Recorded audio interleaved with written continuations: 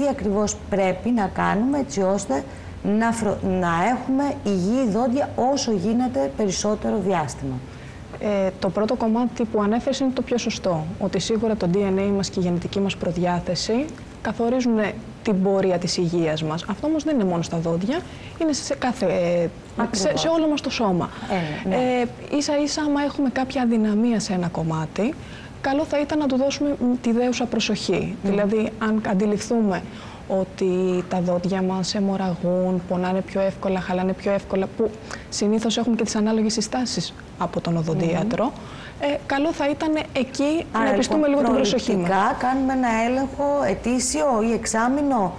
Αυτό είναι κατά περίπτωση. Γενικότερα, η αρχή της πρόληψης σε όλα τα ιατρικά κομμάτια, από αρχαιοτάτων χρόνων, είναι το σημαντικότερο κομμάτι. Καλύτερα να προλάβεις κάτι παρά να προσπαθείς να το θεραπεύσεις.